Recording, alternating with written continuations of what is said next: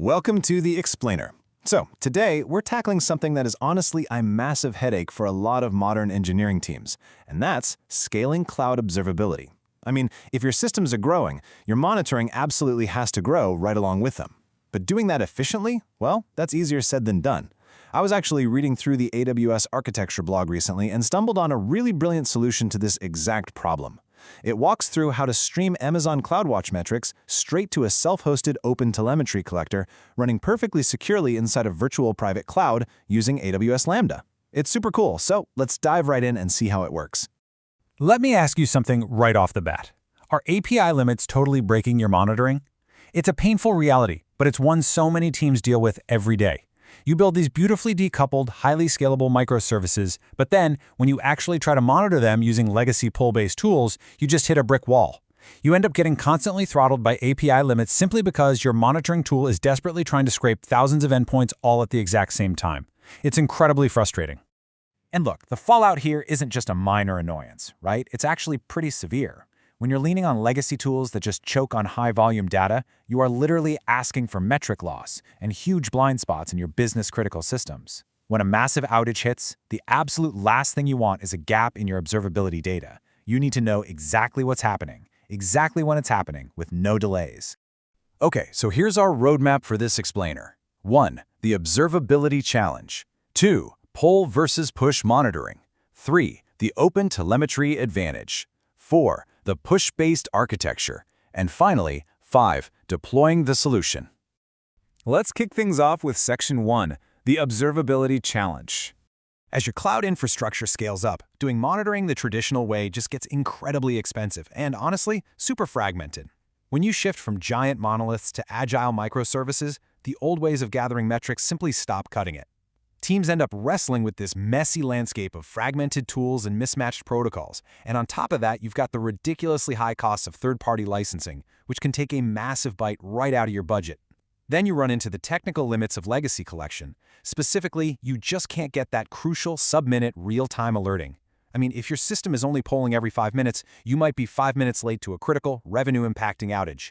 No, thank you.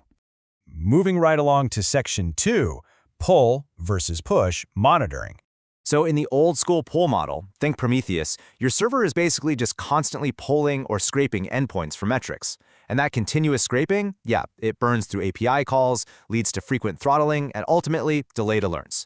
But the push-based model, using OpenTelemetry, flips the script. It's event-driven. Instead of continuously scanning and asking anything new, the system only transmits data when relevant events actually occur. This drastically reduces your computational overhead, slashes data transfer costs, and most importantly, it hands you that highly coveted sub-minute latency. Which brings us nicely to Section 3, the OpenTelemetry advantage. All right, the absolute most crucial point here is this number 0. We're talking 0 licensing fees and 0 vendor lock-in. OpenTelemetry uses that beautiful permissive Apache 2.0 license. That means you can use it, tweak it, and distribute it without paying a dime in royalty fees. You are not chained to any specific vendor's proprietary implementation or their pricing model. From a business perspective, it's pretty much a no-brainer. Plus, it completely standardizes your observability. You get a single, unified set of APIs and libraries to capture everything: your traces, metrics, and logs. And the vendor support is just massive. So if you ever decide down the road to swap out your backend dashboard, you don't have to rewrite a single line of your instrumentation code. It acts as this highly scalable central hub, and it even gives you at least once delivery guarantees through built-in automatic retries. It completely future-proofs your stack. All right, time for the fun stuff. Section 4, the push-based architecture.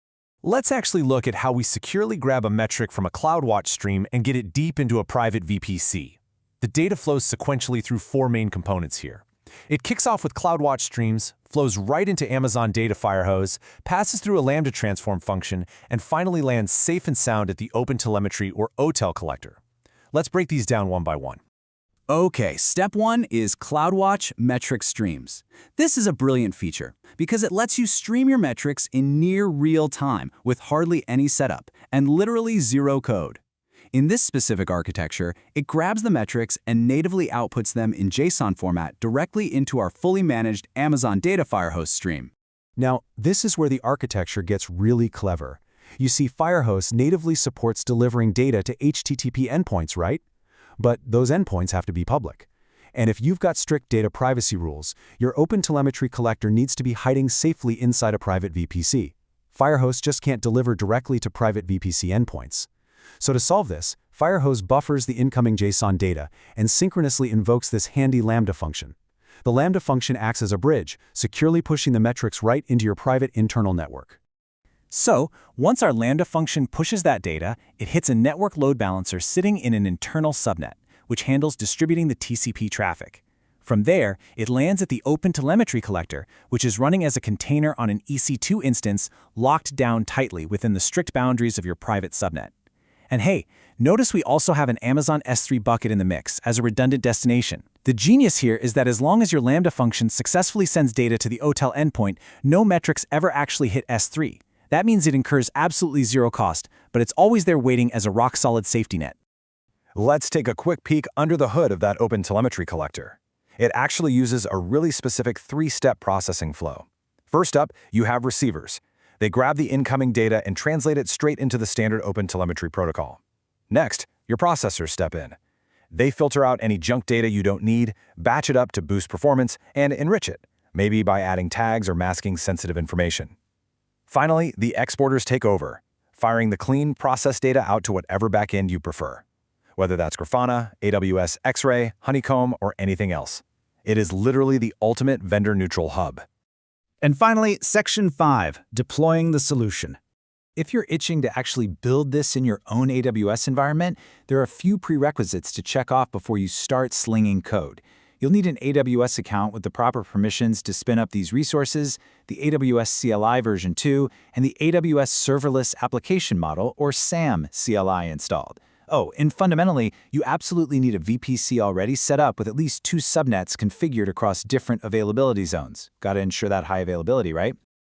The deployment lifecycle itself is beautifully straightforward, whether you're clicking through the console or using the CLI. Step 1, package your artifacts.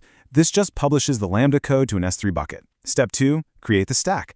Deploy your CloudFormation template to automatically spin up the Firehose, the streams, and the Lambda function. But guys, I cannot emphasize step 3 enough. Clean up. When you're done playing around with your proof of concept, please remember to delete the stack so you don't wake up to any surprise AWS charges. And that pretty much wraps up our deep dive. We've seen how ditching those legacy third-party polling tools for a modern, push-based setup using CloudWatch metric streams and OpenTelemetry can seriously slash your costs, completely eliminate vendor lock-in, and give you that crucial near real-time alerting. So I'll just leave you with this one question. Is it time to push your observability forward? Take a good hard look at your current API costs and your alerting latency, and maybe consider making the leap. Thanks so much for hanging out with me for this explainer. Keep building, and I will catch you on the next one.